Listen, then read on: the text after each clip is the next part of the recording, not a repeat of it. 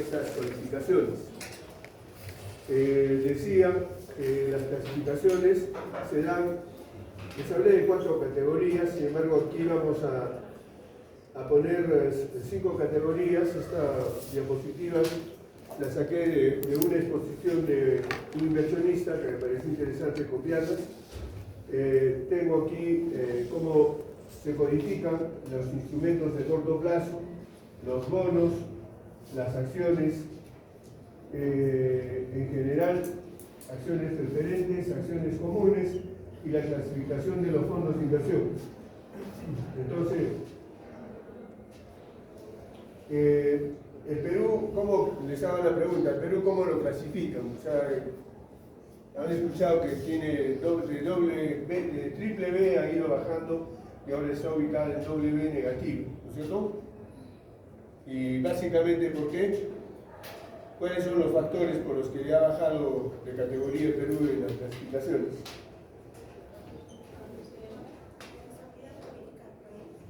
Bueno, inestabilidad política del país, pero básicamente al margen de eso hay otros factores.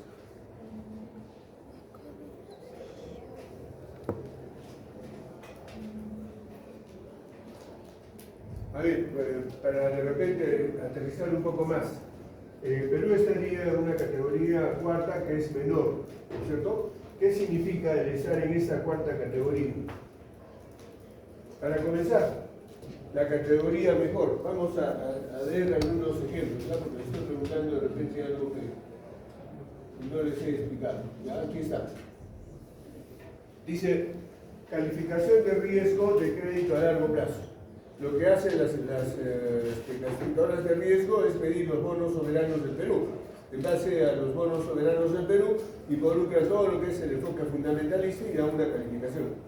Entonces dice, los que están en la categoría AAA tienen una calificación o una calidad crediticia máxima. Las calificaciones AAA indican expectativa de riesgo de crédito más reducida. Solamente se asignan en los casos donde existe una capacidad excepcionalmente fuerte para hacer frente a la devolución del principal e intereses de las obligaciones financieras de manera muy puntual. Es muy poco probable que esa capacidad se viera afectada negativamente por acontecimientos previstos. Entonces, cada codificación implica algo, ¿no es cierto? Entonces vamos a irnos a la B, ¿no? ¿Qué dice?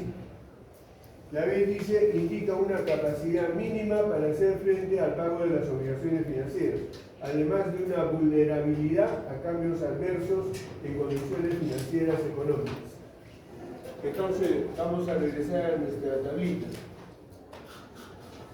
Entonces, ya sabemos cómo está clasificada la B, ¿no es cierto?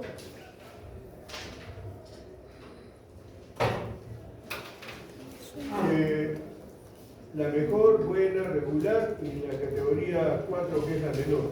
Entonces, nosotros hemos estado en temas de bonos en doble B positivo. Estábamos a punto de llegar, ¿no es cierto?, a regular. Sin embargo, ha ido bajando y nos hemos ubicado en triple B negativo. Entonces, si dice que la B es especulativa, significa que existe una probabilidad de no pago. ¿Qué es lo que no podría pagar el Perú? ¿Y cómo se paga la deuda pública?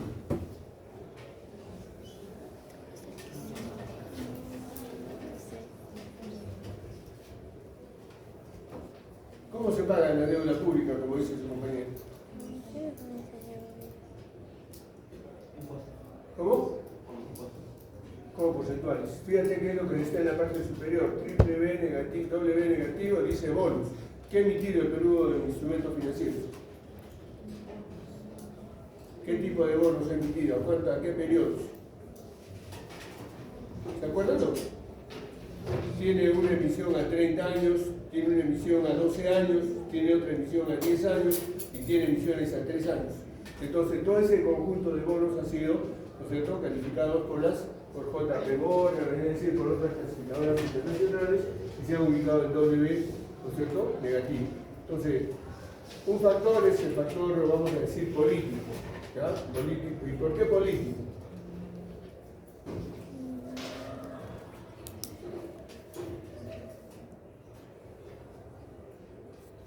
Porque las leyes las cambian a su antojo, ¿sí o no? Ese es el factor esencial político que entra en la clasificación de riesgo. ¿Qué otro factor?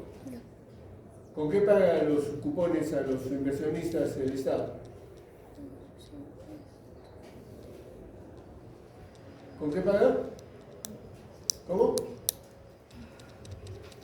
¿Están rezando, creo? No. Dime, pues. ¿Con qué paga un bono? ¿Con qué se paga? Cuando las empresas emiten bonos, ¿con qué pagan?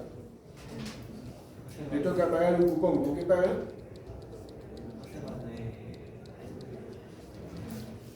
Cuando una empresa emite bonos, paga por lo que vende, ¿sí o no? Si vende, tiene liquidez y llega el trimestre o el semestre y paga los bonos.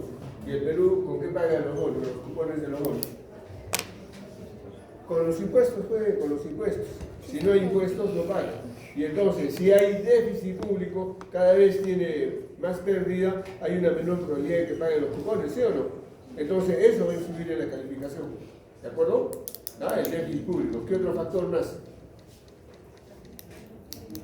Algo irracional que tenía que tomar el Congreso.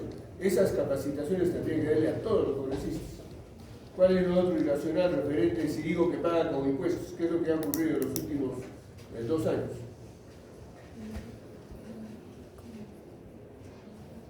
¿Qué ha pasado con los impuestos? ¿Han aumentado o han disminuido? ¿Así? ¿Cuánto es ahora más del 29,5%? Imposible. Esa noticia no la sabía, estos congresistas son los sinvergüenzas. No creo, están coludidos con los grupos de poder económico, no les vamos a meter impuestos jamás. No sé, creo.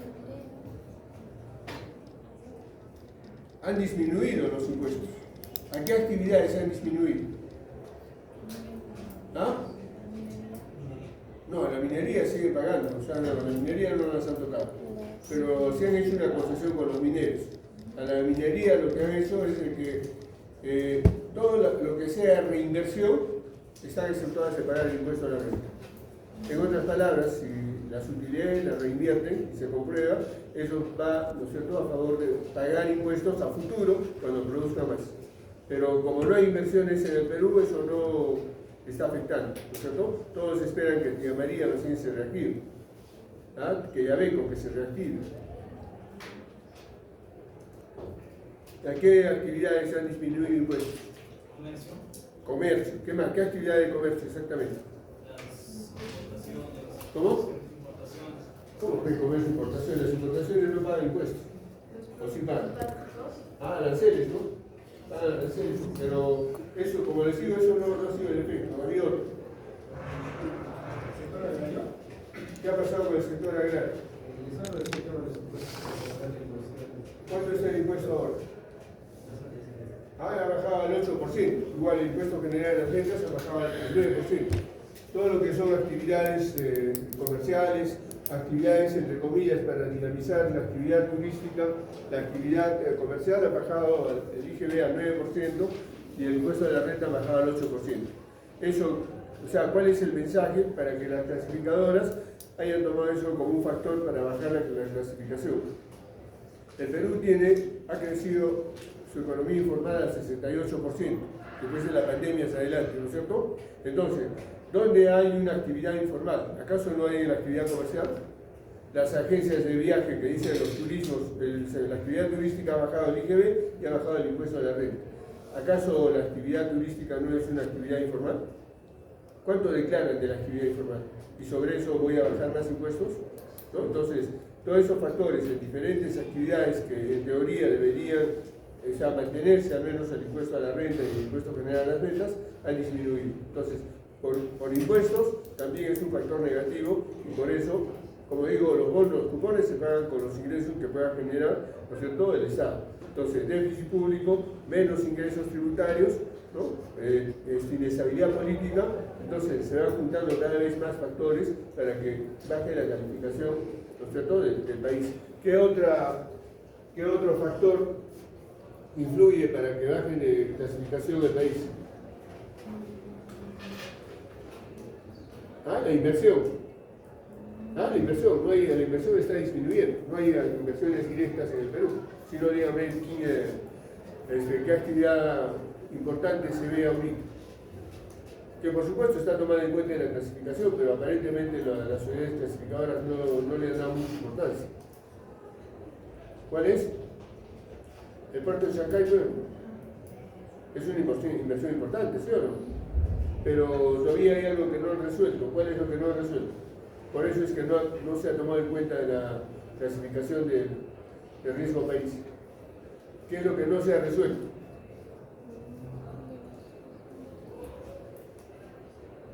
Hay un conflicto legal, ¿sí o no? En el puerto de Chancay. ¿Cuál es? Tienen que saber, bueno, si quieren invertir en bozos, quieren aprender, tienen que desde ahorita estar actualizados con todos los factores, ¿no es cierto?, que influyen en una clasificación. Entonces, cuando las clasificadoras de riesgo clasifican, hacen un análisis fundamentalista. ¿Me han entendido? Un análisis fundamentalista de las empresas, de su entorno y de su ambiente interno de la empresa, cuando emiten bonos. Y en el caso peruano, por supuesto que a nivel macro hacen ese tipo de análisis. Los bonos se clasifican por la capacidad que tienen de pago. Y si son bonos soberanos, con mayor razón, porque va a pagar el Estado de sus emisiones. Y bueno, esta diapositiva está al alcance de ustedes para que ustedes puedan